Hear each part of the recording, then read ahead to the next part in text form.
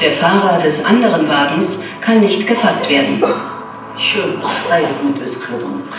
Das hat die Regierung Chinas getan. Auch unser Computer wird von ihnen attackiert. Die Daten auf unserer Website verschwinden vollständig. Sogar die Daten von vor 3 oder mehr Jahren. Informationen von der Festplatte werden gelöscht.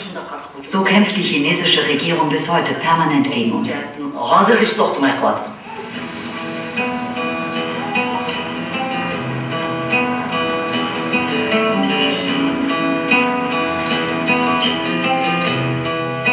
Kaum genesen nimmt sie ihren Kampf für ihr Volk, die Uiguren, wieder auf. Findet weitere Unterstützer wie Tom Lantos, Holocaust-Überlebender und Kongressmitglied. Hier ist eine Frau mit ungeheurem Mut. Sie war bereits für den Friedensnobelpreis nominiert, den sie wirklich verdient hätte.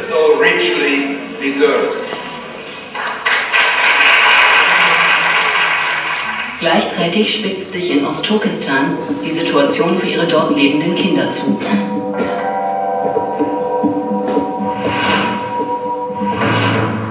Bei einem Ausflug werden sie von chinesischen Polizisten eingekesselt und schwer verletzt.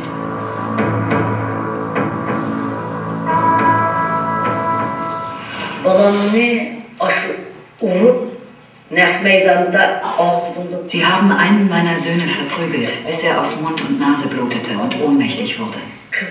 Ich habe seine Schreie durchs Telefon gehört. Meine Tochter hat mich angerufen. Die Chinesen haben sie gezwungen. Sie schrie, 20 bis 30 Leute schlagen auf ihn ein. Sie schlagen ihn tot. Ich glaube, er ist schon tot. Dann haben sie ihr den Hörer weggerissen. Ich sollte das miterleben, damit ich richtig leide.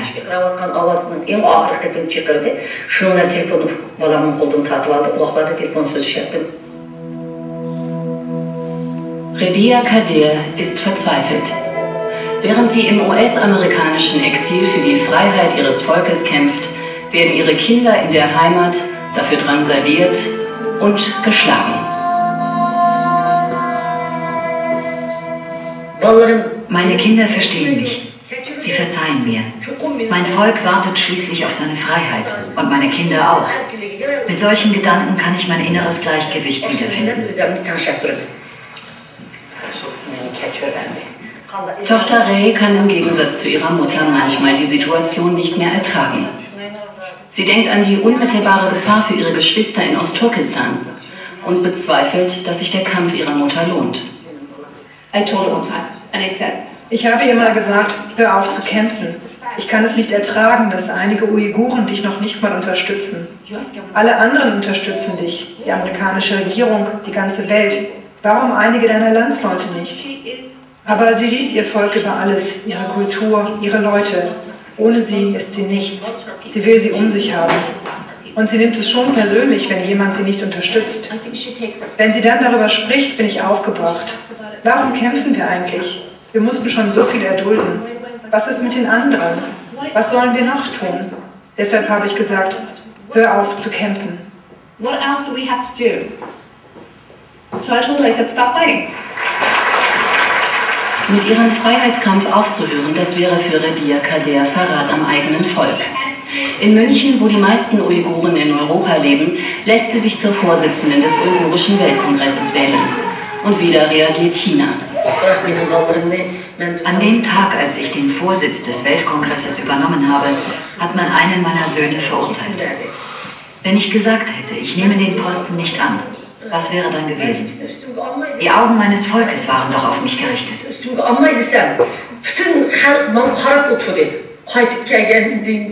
Als ich abends im Hotel saß, habe ich bitter geweint. Ich habe mich ausgeweint, damit ich überhaupt weiterarbeiten kann.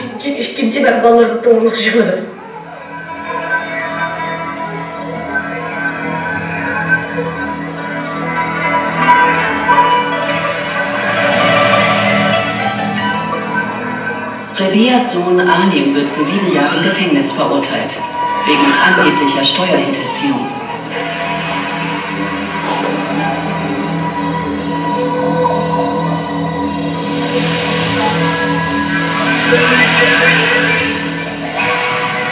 Ihr Sohn Ablikim zu 9 Jahren wegen Verschwörung. think Aplikim is cooperating. Ich denke, Aplikim wird nicht mit den Chinesen zusammenarbeiten. Er denkt, dass es falsch ist, was sie tun. Und das sagt er auch. Es wird eine harte Zeit für ihn. So, they're giving him a hard time. Die Mutter der Uiguren, wie Rebiya Kadeer auch genannt wird, mit ihrer Familie in Washington. Fast sieht es nach einem normalen Alltag aus. Doch der Schein trügt. Auch in den USA sind sie und ihre Familie nur vermeintlich sicher. Ich habe immer Angst um meine Frau, auch wenn wir seit mehr als 3 Jahren nicht mehr akut bedroht worden sind. Dieses Gefühl lässt mich nicht mehr los.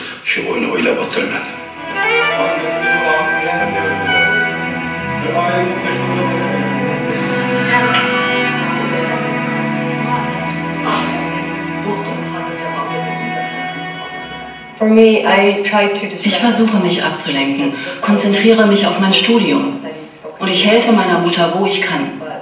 Ich würde gerne nach Ostturkestan fahren, meine Familie sehen, meine Brüder im Gefängnis besuchen, aber das geht nicht. Ich würde wahrscheinlich verhaftet. Doch das Leben geht weiter. Was einen nicht umbringt, macht einen stärker. Und wir sind sehr stark. Life goes on. What doesn't kill you makes you stronger, so we're stronger. Wie viel persönliches Leid Rebiya Kadeer für ihre politischen Überzeugungen noch in Kauf nehmen kann? Eine Frage, die sie sich nicht stellt.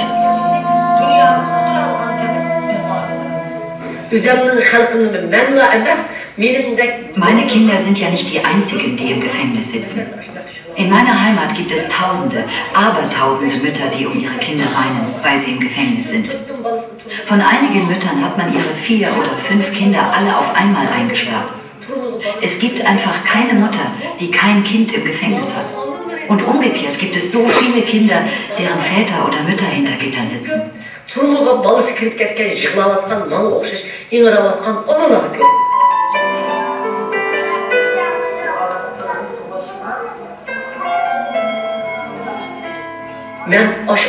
Ich bin nur eine Mutter unter vielen. Ich werde dafür kämpfen, dass die Tränen aller Mütter, die um ihre Kinder weinen, versiegen, bevor meine eigenen Tränen um meine Kinder versiegen. Wie Rebiya Kadeer das alles aushält, ist schwer zu verstehen. Isolationshaft, Exil, schwerer, mysteriöser Unfall, die eigenen Kinder im Gefängnis, ohne zu wissen, wie es ihnen geht.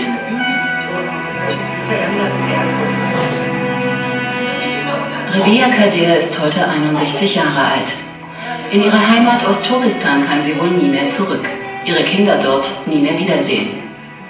Nur wenn sie aufhören würde, für die Freiheit ihres Volkes zu kämpfen, würde China ihre Kinder ausreisen lassen. Vielleicht. Wenn ich meinen Kampf um meiner Kinder willen nicht führe, stirbt mein Volk. Und damit sterben auch meine Kinder. Wenn ich mich für den Kampf für mein Volk entscheide, stecken sie meine Kinder ins Gefängnis. Ich habe nun mal beschlossen, das zu ertragen. Um mein Volk zu retten, muss wohl jemand den Preis bezahlen. Eine Familie. Meine Familie. Anders geht es wohl nicht.